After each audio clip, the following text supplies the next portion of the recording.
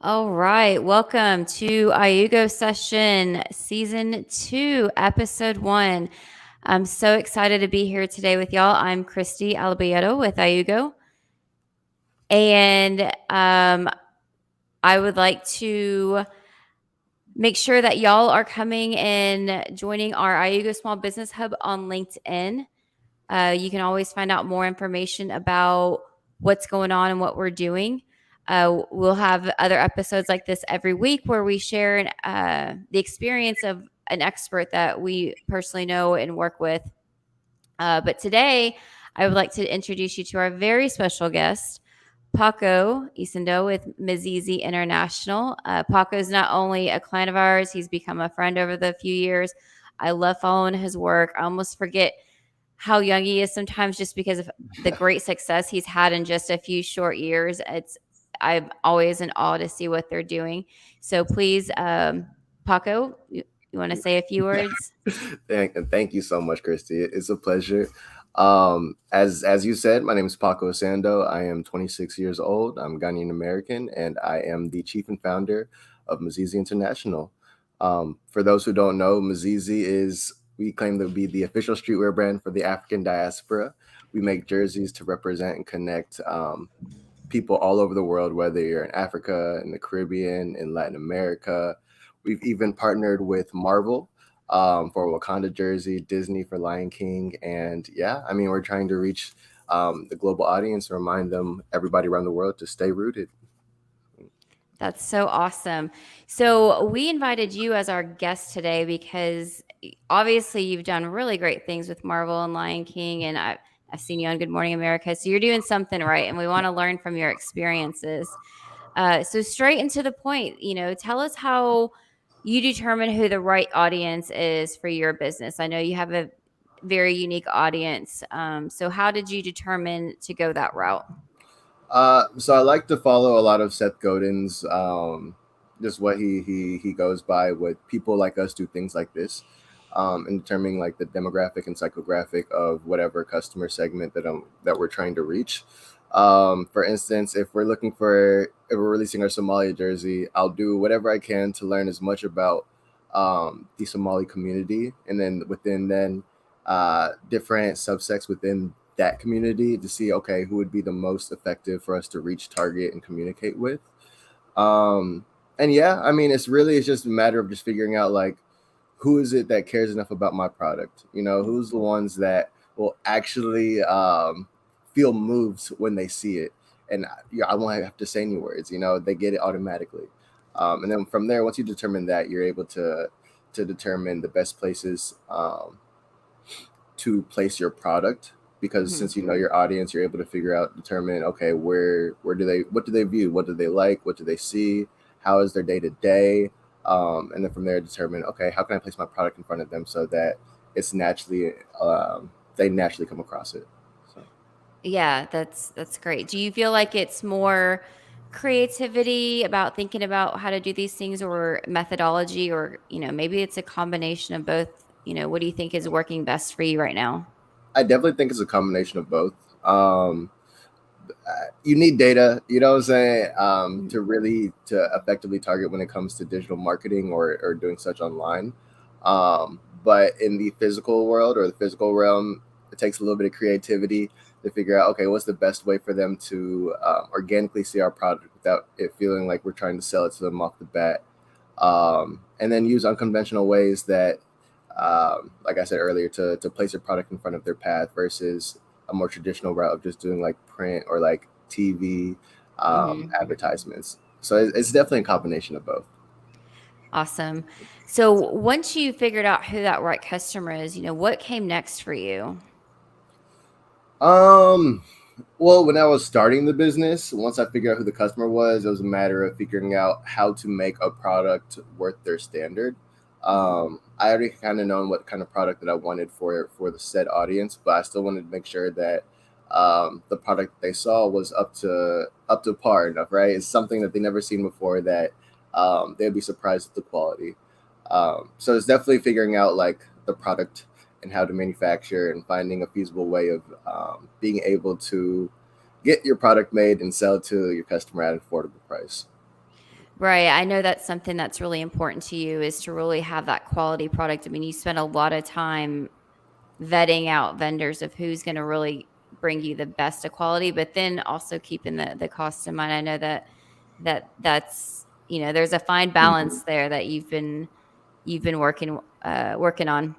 But even in working with you guys has helped me so much because I'm able to start making more just profitable decisions in regards to Mhm. product price point, how we want to sell things, and then just everything that goes into the packaging and how much it's costing us. So Yeah, it's definitely good to take a step back to see what you're actually spending and realize maybe I'm not pricing this product correctly. exactly. Have you found that in your customer segments, there's any surprises that you weren't really expecting, you weren't necessarily targeting, but they kind of emerged through after your marketing efforts? So we've seen that like the customer base that is like 18 to 24 years old, they're the ones who like talk about our product the most. They're the ones who are trying to show off or do like the cool photo shoots and whatnot and be really Mhm. creative. But the audience segment that actually moves the needle the most are the ones who are 25 to 34 who actually have that expendable capital, right? They're the ones who can have the who can afford the price point and not actually hurt their pockets as much as Right. opposed to like the younger crowd who they just want to look cool, but they're still in school and they're still trying to figure out what they want in life. But we Right. have to really save up for our products.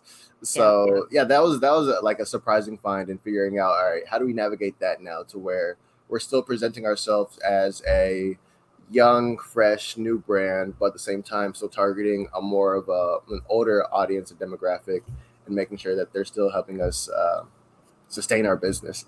So That's awesome. So tell me w- based on your demographics, mhm. what media channels are you primarily using to reach that target customer? So we've always used social media and like email marketing.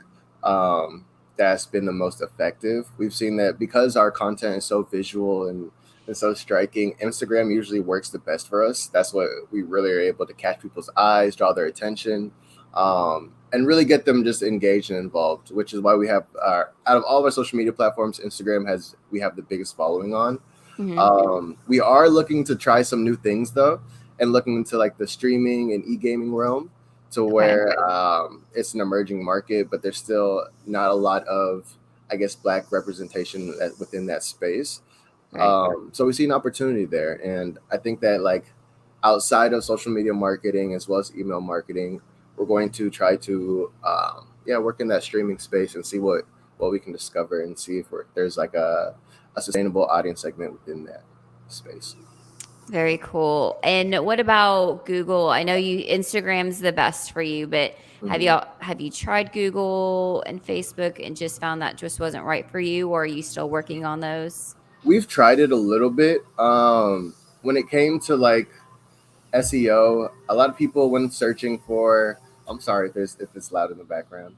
No Um, worries. when searching for our products, such as like a Somalia hockey jersey or a Jamaica baseball jersey, um, I mean, there's not a lot of other products out there like such, so we tend to pop up anyways. Hmm. So whenever it wasn't most effective pouring money into Google Ads, just because like when searching, it pops up regardless.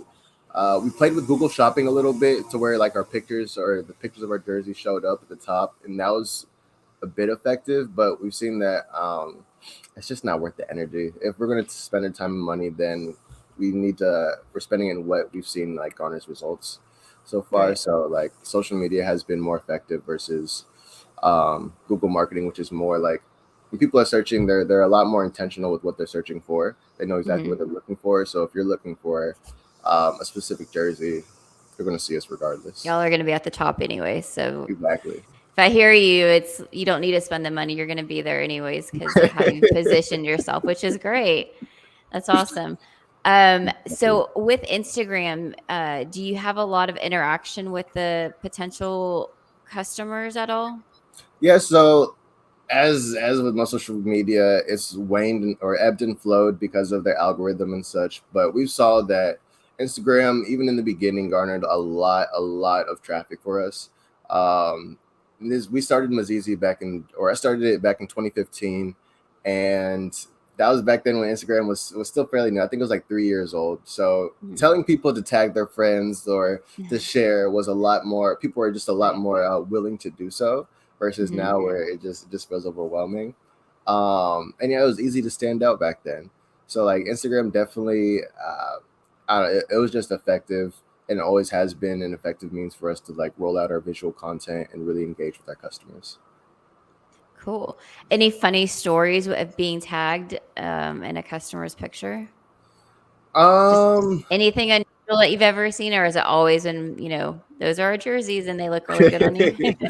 no, it's always a nice surprise when there's like celebrities or some random feature that our jerseys have been tagged, and then like our customers are the ones who ended up like tagging us, like, oh, that's Mazizi, and they see it, and they're really reaching out and like telling people who said Star is wearing. Um, it's not necessarily a funny story, but back in the day, we had a influencer that we worked with. Who She was our brand ambassador, named Sasha Lane. She's like my sister, and she's mixed. She's a lighter tone, but she has dreads. But she's an actress, right? So she was at some award show, and she was wearing her Black Lives Matter jersey, and we had posted the pictures of it on MLK Day. This was back in like 2017, and on Facebook, someone just assumed that she was a white girl with dreads and that Mazizi had sold out, and that the CEO had sold out to a white company, and that now I don't know, it was just they made up an entire story around it. And I'm just like, what? Where did you get your information? And then like this was some Facebook influencer that posted that and had shared it on their platform, and Oh my literally gosh. like two posts right before that, they had said like misinformation, or the spread of misinformation is killing my community. So I'm like, Oh, dog. no. So That is oh my gosh, that's so it's and crazy to hear how one person can spark, bad literally information. it literally started blowing up like a fire. Like all these people Oh, started no. commenting and then bashing us. And those I had to get a handle on it quickly. I messaged the influencer directly. I was like, hey, this is Paco Sando, just for your information. This is Sasha Lane. She's not white. She's actually mixed. Here's a Wikipedia article so that you can actually look her up. Right. Um, I'm still the CEO. I haven't sold the company. I'm still here. It's a bit confusing that you've made this whole narrative when you're over here pushing for truthful information. Um, Right. is there a way that you can take this down? He never responded, but he deleted the post, and like we were able to calm the situation down. That's Um, good. but yeah, it was just that was one of the first instances that I was just like, what is going on here? Oh, And it was wow, just that wild. that had to be a little bit frightening as a business owner that this could go quickly south just from one post. I was literally on my way to Subway to get some food, and I looked at Facebook. And I just saw it blowing up. I was like, Oh my gosh. "What?" Well, so it Um, sounds like you've definitely identified what that buyer persona is. I mean, in all mhm. aspects. Is there a way that you measure success around that? Are you using any kind of analytic platforms to see how that's going? I mean, at the end of the day, success is sales is the bottom line. Mhm. Right. But I do feel that personally that we've been successful whenever customers let us know that, oh, we've represented them well.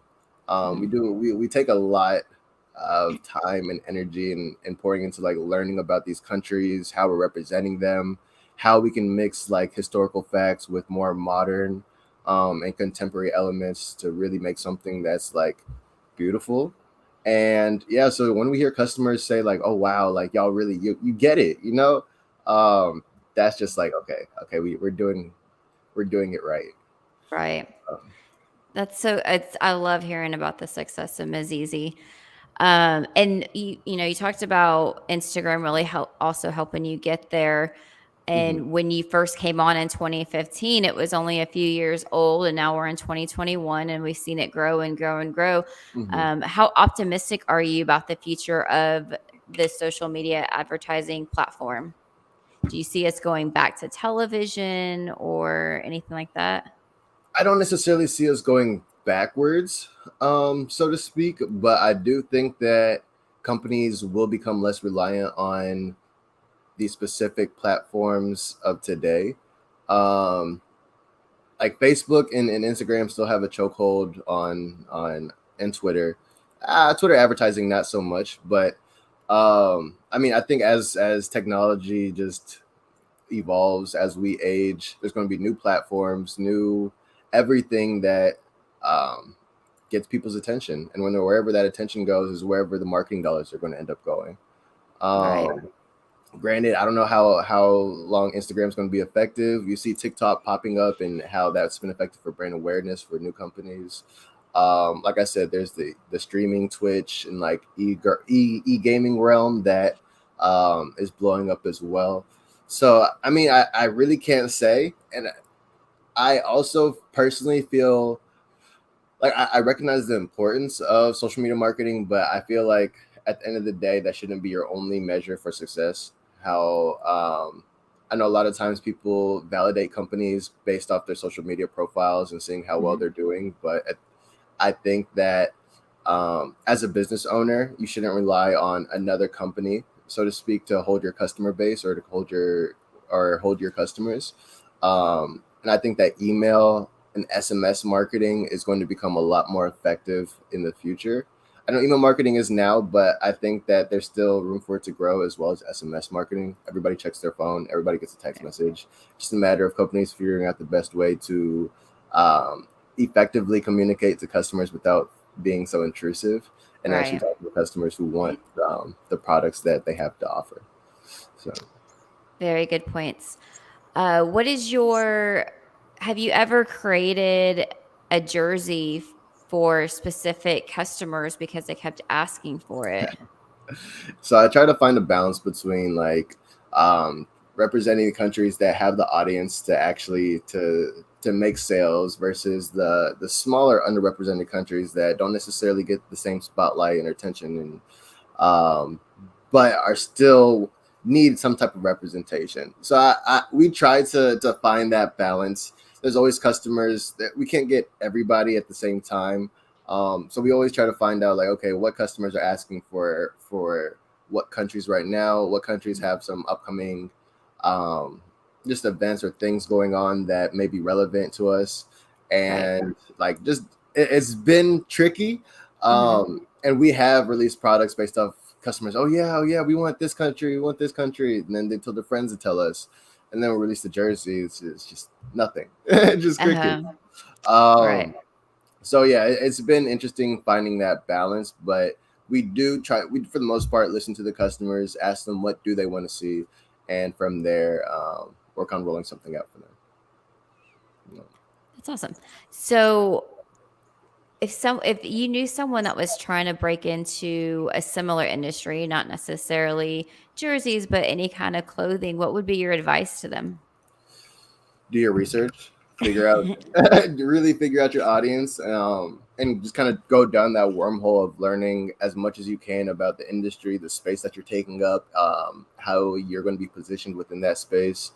There's a really good book called Crossing the Chasm by Jeffrey Moore. It's more Heard of so that. for like tech-based companies, but I mean, I love that book. It really just made sense of like our life cycle and how we Mhm. enter the market, how we first were carried along by innovators and the people who just wanted something new. They didn't care how full the product was yet, versus like the early adopters who were like, okay, like they saw the innovators, they hopped on that bandwagon, and just recognizing that each audience market or yeah, each like audience market segment that you enter, they require new things of your product.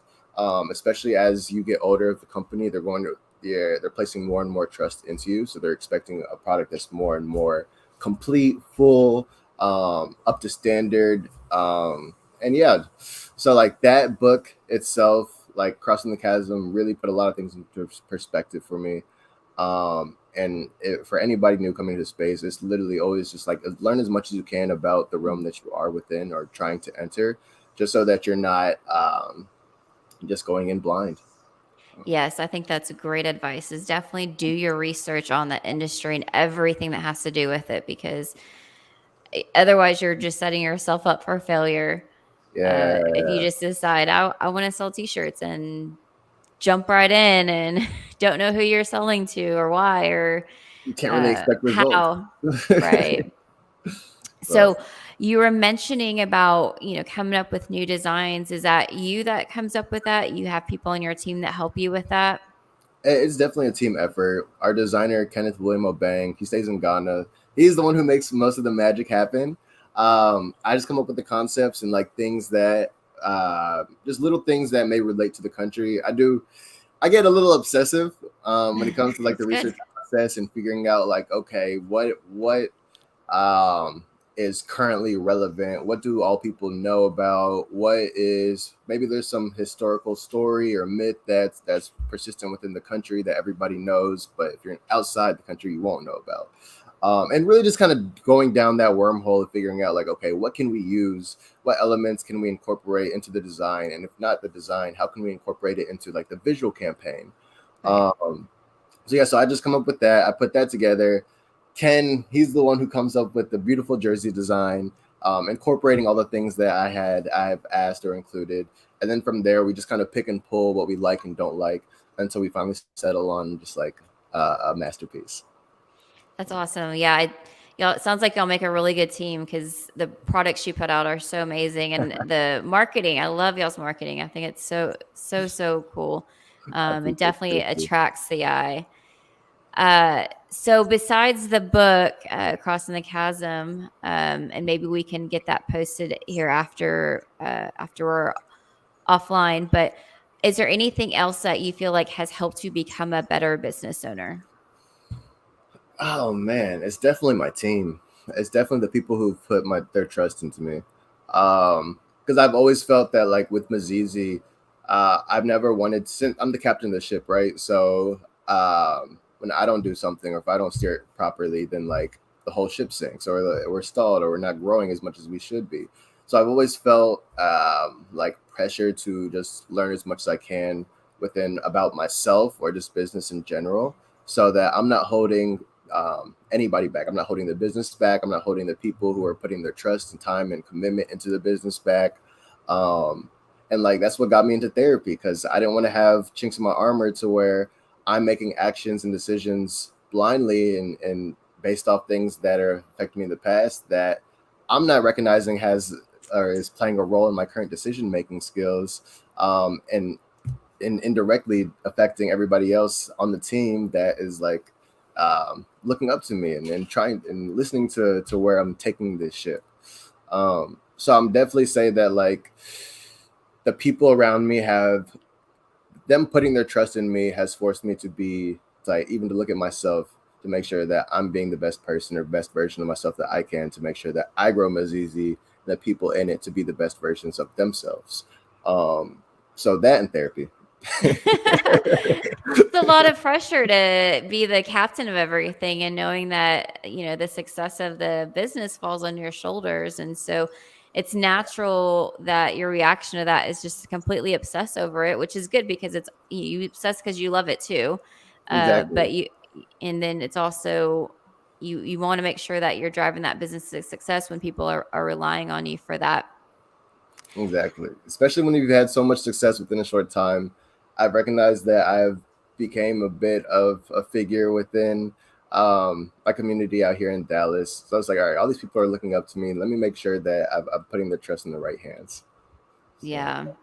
And yeah, that's great that you think about making sure that that community that you're representing the community to the best of your abilities. I'm trying. You're doing a great job. Last question. So, like we've been talking about, you love doing what you do. Aside from the obsessing over, getting things right, what area of the business do you find is probably the most crucial part of the business? I think the most crucial part of the business is definitely that's hard because all of them they're all so interconnected. So for one, manufacturing, Okay. because at the end of the day, the numbers have to make sense. You have to make a product that at a price point that's feasible, affordable, and you're able to sell it enough to where your margins are able to make profit to where you can pour it back into the business and continue doing so and like repeating the process. So I'd say Right. getting the manufacturing that piece down is and like supply chain is pretty critical. Um, and then I mean that kind of falls along with product and design and making sure that the product is what a customer would want, making something that is like actually appealing and actually high quality and something that um yeah is like worth selling. And then I would say the second most critical part is like the team and the people that work for the company and that are all making these little micro minute decisions really affect and determine the outcome of the company's destiny. So it's like the Right. people that you have are so important, and it really it's important for the leader as well to learn what it takes to build and run a team because it's not easy. And people management by no means is no small feat, but whenever Yeah. you're able to get like a solid team down and like people that you can trust and it's reciprocated, Hmm. uh, beautiful things happen. So Yeah, I definitely could not agree more. I can't relate as much to manufacturing as a the business, no product. co-founder of IOOGO, but I definitely can relate to the team aspect of it. And it's definitely so important to make sure that you've got the right people and the people that you can trust that are going to, do what's right for your business, that care about your business just as much as you do, even though it's probably hard to find someone that cares about it as much as you do. But, you'd be surprised that there are some really great people out there that you can have on your team that helps push you forward. And it's amazing to see people who are so committed to an idea, right? Not even just like yourself, but they're committed to what they see that you're trying to bring forth. It's amazing. You can never take it for granted. So Yeah, absolutely. Well, great. Paco, thank you so much for joining us on, our first episode of this season. I'm glad we could kick it off with you and Mazizi's products and really showcasing the cool things that you're selling and no how, ball. sharing how your journey of, where you've gotten where you've gotten or how you've gotten there so quickly. No, thank you for inviting me. Thank you for even having me on the season 2, episode 1. Say I'm glad that I've been able to come out the gates with it. I hope that this was helpful to your audience. I hope that everybody listening they found it useful. If y'all want to find Mazizi, our website is www.mazizishop.com. Mazizi is spelled Mizizi. And then for social media, it's just Mazizi Shop across all platforms. So. Absolutely. Please go check it out. He's got the coolest products, quality products. I can't speak enough of how great his products are. And I'm sure we can also get those hyperlinks and Instagram handles out there so that everyone can go follow and see the cool stuff you're putting out there. So thank you again, Paco. Just want to do a couple closing announcements. Just a reminder to please uh, check out our IOOGO Small Business Hub on LinkedIn, and then you can find out more about not only our future uh, shows or our future episodes, but also we love to put out a lot of tips for business owners as well. Of course, we're going to talk about any tax and accounting implications, but we like to go beyond that. So go follow us on that Small Business Hub on LinkedIn, and then join us next week for episode 2 of season 2. And uh, we'd love to tell you more about the cool things you can do with your business and hear from other fellow business leaders who have done it and have proven the results just like Paco has today. So join us next week. So that's all I think we have for today. Unless Paco, anything else you want to throw in there as a last minute tip or anything? No, I mean, honestly, I saw that last question of what was or how did you and your team come up with a strategy that launched your brand to success? Um, I mean, it's kind of been a lot of hit or miss, just figuring out like what's the best way to place your product in front of the people that you're trying to reach, finding unconventional ways to do so where the create space isn't crowded, and then yeah, just sending a prayer up and taking that shot. Yes, definitely. Prayer is always helpful. Hard work and prayers. All right, All Joshua. It was right. a pleasure, Christy. Thank you again, Paco. All All right, everyone. right. See you next week. Adios. Bye.